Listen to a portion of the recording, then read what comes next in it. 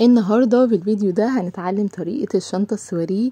بصوا بقى، الأفراح جاية والصيف جاي والأجازة جاية، فمحتاجين كده نعمل شنطة سواريه شيك وفي نفس الوقت بقى تبقى من صنع ايدك، او كمان تقدري تعمليها لو انت حابة تعمليها كمشروع. حلو جدا، لان الشنط في الصيف طبعا بتبقى مبيعاتها ازيد من اي حاجة. طيب تعالوا بقى نشوف التفاصيل. شايفين التفاصيل بتاعة الشنطة طبعا بفريم زي ما انتم شايفين، والشنطة هقول لكم استخدمت خيط قد ايه وايه انواع الخيوط وكل تفاصيل الشنطة، ويلا بينا. انا استخدمت خيط بيور، بصوا بقى، مكرمية، ده ميتاليك كده، مش قطن طبعا، هو حرير. عايزه اقول لكم ان الخيط ده حلو جدا في الشنط، وكمان شكله حلو قوي. واستخدمت كمان مع الخيط ده سيرما، خيط سيرما. شايفين هو، بصوا هو يدوبك يعني هو اللي بتخيط بيه، هو يعني خيط خياطة بس سيرما بيلمع. برضو استخدمته، هدخله مع الخيط الاسود علشان تبقى شنطة سواريه. في خيوط بتبقى سيرما اصلا موجودة، لو انتي تجيبيها تبقى احسن ليكي يعني. وهستخدم كمان فريم مقاس 20، فريم ذهبي علشان يليق مع الشنطة، لان انا جايبة الخيط السيرما ذهبي، ده مقاس 20 سنتي. تمام. يلا بقى نشوف هنبدأ الشنطة ازاي وهنعمل ايه. هستخدم ابرة مقاس 4، وهستخدم حوالي نص كيلو من خيط المكرمية او ازيد شوية، بس مش هيبقى كيلو ابدا. تمام، هي دي كل الادوات اللي انا هستخدمها في الشنطة، وتعالوا نشوف هنعمل ايه. اول حاجة انا هدخل الخيط السيرما زي ما انتم شايفين كده، هحطه بالشكل ده. وزي ما قلتلك في خيط اصلا بيتباع في داخل فيه خيط سيرما، بس انا للاسف ما لقيتهوش، فطبعا الجيش قالك اتصرف، فجبت خيط السيرما ده مع الخيط الميتاليك ده، وتمام ظبط معايا، والشنطة بقت رقيقة جدا زي ما انتم شايفين. هبدأ بقى اعمل غرزة البداية في الاول، وهدخل الخيط بالشكل ده. تمام، هنا عملت عقدة البداية. هبدأ ارتفع مجموعة من السلاسل. عدد السلاسل انا مش برتفع عدد سلاسل في الشنطة دي، لكن برتفع بالمقاسات. يعني ايه بالمقاسات؟ يعني انا هرتفع مجموعة من السلاسل، وهروح اقيسها على الفريم اللي انا جايباه. تمام، هرتفع مجموعة من السلاسل، وبعد كده ببدأ اجيب الفريم وافرده بالشكل ده، وابدأ اقيس مقاس السلسلة اللي انا ارتفعتها، هل هو العرض ده ولا لا. هبدأ ان انا ارتفع بقى السلاسل، وابدأ ان انا يكون العرض بالظبط. تمام كده، انا خدت خلاص مقاس الشنطة. لسه هرتفع بقى مجموعة من السطور بغرز الحشو. انا اشتغلت السلسلة، ويبقى ده مقاس عرض الفريم بتاعي. طبعا الشنطة او الفريم على اي مقاس فريم عندك، مش شرط 20 سنتي، ممكن يبقى اقل ممكن يبقى ازيد زي ما انت حابة، بس اهم حاجة انا بقول لكم ازاي بناخد مقاس الشنطة على الفريم. فانا ارتفعت هنا السلاسل وقستها على الفريم. ببدأ بعد كده اشتغل السلسلة في كل غرزة غرزة حشو. اشتغل السلسلة معايا كده رايح جاي غرز حشو. تمام، فانا هفضل رايح جاي غرز حشو في كل السلسلة دي، وابدأ ارتفع مجموعة من السطور لحد ما اوصل لبرضو مقاس معين في الفريم.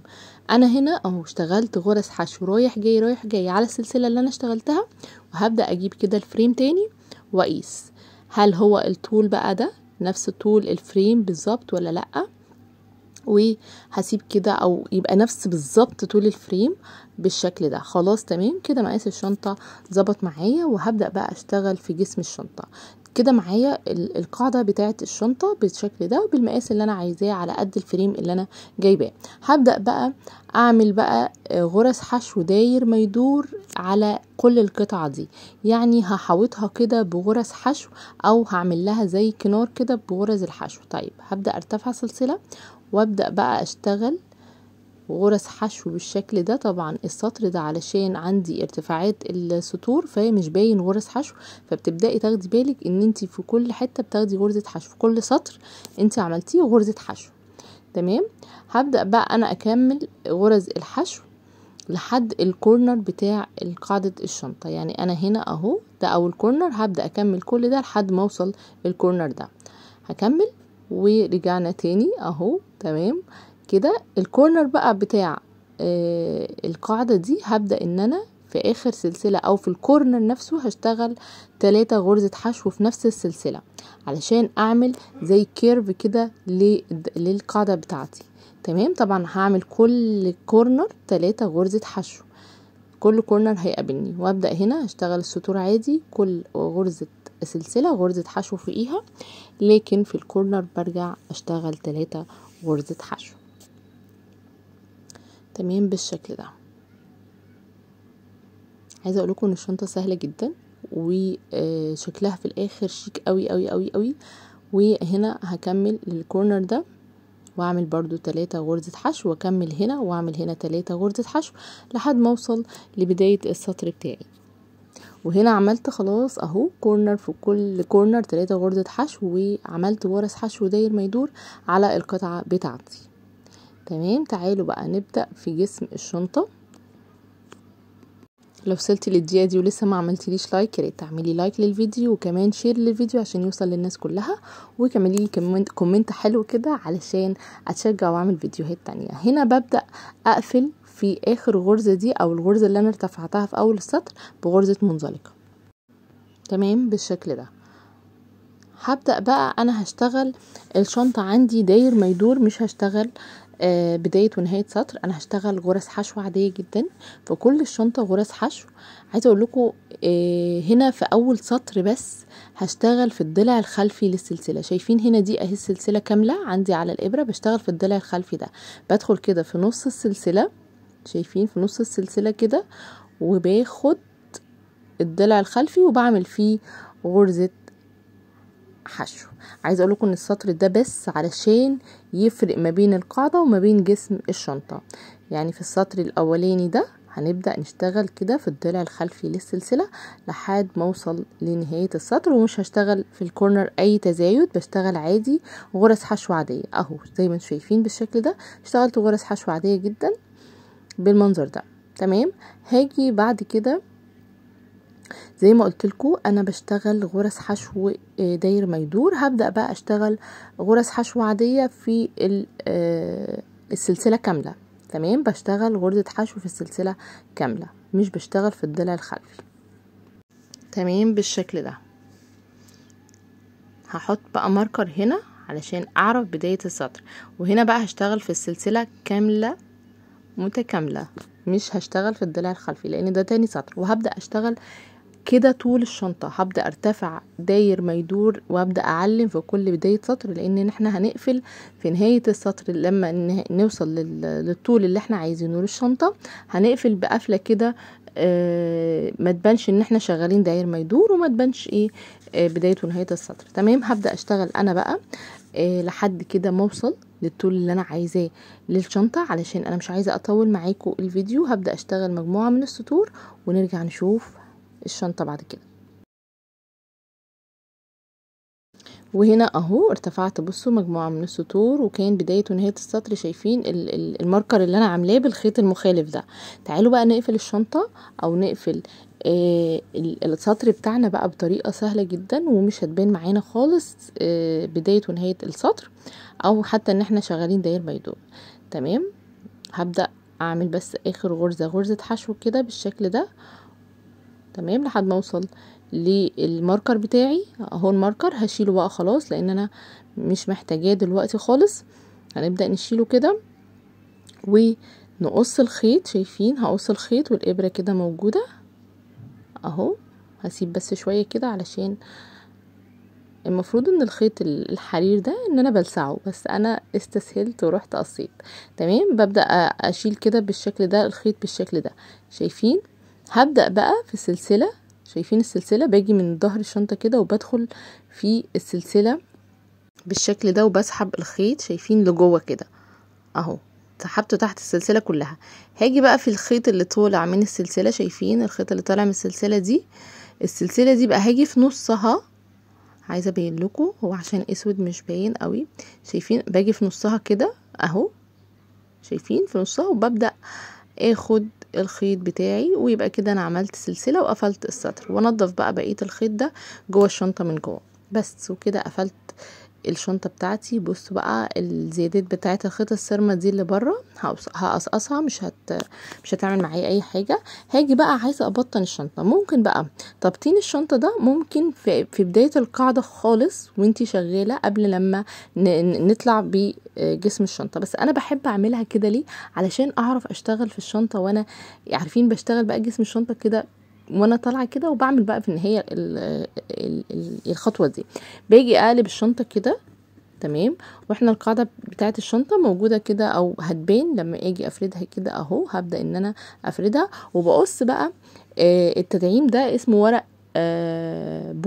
بوري تقريبا، هو بوري. او ممكن في تدعيم تاني اللي هو الشبك ده، تقدري برضو ان انت تجيبيه، بس انا بحب ده علشان عارفين بقى بيبقى دعامة وفي نفس الوقت طري شوية، يعني مش اللي هو ناشف قوي، بس بيوقف لي الشنطة في الاخر. تمام. وببدأ اقص كده مكان اهو نفس مقاس القاعدة بتاعت الشنطة، وببدأ بمسدس الشمع ابدأ كده الزقها بمسدس الشمع عادي جدا. تمام. كل ده مش هيبان لان احنا هنبطل الشنطة في الاخر يعني. وببدأ اشتغل بالشكل ده كده اهو، والزقها بقى على القاعدة بتاعت الشنطة بالشكل ده. وبس كده انا عملت اسمه بوري عملت دعامة بالبوري ده. سعره رخيص جدا، متر عرض مترين كده تقريبا ب15 جنيه او 20 جنيه مش فاكرة يعني. عايزه اقول لكم ان هو سعر لا يذكر يعني، وهيكفي معاكي بقى شنط كتير جدا. تمام اهو. وهبدأ بقى اقلب الشنطة على وشها بالشكل ده، ويبقى كده انا عملت دعامة بالبوري. طيب هبدأ بعد كده بقى احط الفريم بتاعي. شايفين هظبط بقى كده وابدأ احط الفريم بتاعي. تمام. هبدأ بقى احط البطانة بتاعتي انا مخيطاها طبعا بمقاس الشنطة. هبدأ احطها كده، وهبدأ قبل ما احط الفريم اخيط البطانة بتاعتي. يعني انا كنت الاول هحط الفريم، بس لا، عشان تبقى سهلة عليا مش هتعرفي بعد ما تركبي الفريم مش هتعرفي ابدا ان انت تبطني الشنطة. لازم تبطنيها قبل خطوة الفريم، قبل ما تحطي الفريم. بظبط كده الشنطة وببدأ اخيط البطانة بتاعتي في الشنطة. بحب اخيط البطانة مؤخرا، بحب اخيط البطانة بخيط الصياد اللي هو بصوا مش بيبان خالص، بيمسك جدا في بطانة الشنطة وقوي. فحلو قوي خيط الصياد لبطانة الشنطة، مش هيبان بعد كده خياطة الشنطة. عارفين احنا طبعا برضو مش زي المكن، فلما تيجي تخيطي بيبان كده خياطة. لا، انا مش حابة ان هو يبان نفس الخياطة دي، فبخيط الصياد ده ببدأ ان انا اخيط بالشكل ده. خلاص خيطت اهو الشنطة معايا تمام، مش باينة خالص. هبدأ بقى احط الفريم. بظبط كده وابدأ احط الفريم بالشكل ده. شايفين بظبطه بالشكل ده كده علشان اخيطه. بخيط برضو بخيط الصياد. خلاص ظبطت الفريم. تعالوا بقى نشوف هنخيطه ازاي. بعد ما ظبطت كده خلاص الفريم، هبدأ شايفين بقى بصوا الفريم عندي داخل لجوه ازاي. هبدأ ادخل الطرف كده الشنطة بالشكل ده. تمام. متقلقوش، هو برضو مع الخياطة هتلاقيه اصلا بيدخل لوحده. هبدأ بصوا اجيب كده وادخل واطلع من الفراغات. شايفين اللي في الفريم دي بطلع منها بالشكل ده كده بخيط خياطة عادية جدا. بدخل الخيط الشنطة نفسها داخل الفريم كده، وهتلاقي نفسك اصلا بصوا انا عشان الكاميرا مش عارفة ان انا اخيط، بس انتي لو ماسكاها بايدك رايح جاي هتبدأي ان انتي تخيطي بكل سهولة. يعني انا ورا الكاميرا بخيط بكل سهولة، لكن انا عشان عايزة اوريكم فانا بوريكم بنخيط ازاي. شايفين اهو بطلع كده رايح جاي بخيط خياطة عادية جدا. تمام اهو. وانا بخيط نبدأ ندخل كده في الشنطة، ومع الخياطة برضو تشدي هيدخل كل الشنطة معايا. تمام بالشكل ده. هبدأ بقى ان انا اخيط الشنطة داير ما يدور. ظبطتي الفريم كويس هتعرفي تخيطي. تمام اهو بيدخل بصوا لوحده. هبدأ بقى اكمل انا داير ما يدور لحد ما اوريكم شكلها. بصوا اهو بعد ما خيطتها شايفين اهو بالشكل ده. شكله حلو جدا وسهلة جدا وبسيطة، وكمان مش بتاخد وقت. هنبدأ بقى نقفل بالشكل ده بصوا شكلها حلو قوي. يا رب تكون الشنطة عجبتكم وشرحي عجبكم. لو عجبكم شرحي وفهمتوه يا ريت تكتبوا لي في الكومنتات تحت وقولوا لي ايه الشنط وايه الانواع اللي انتوا عايزين نعملها في الفيديوهات الجايه. شكرا لكم.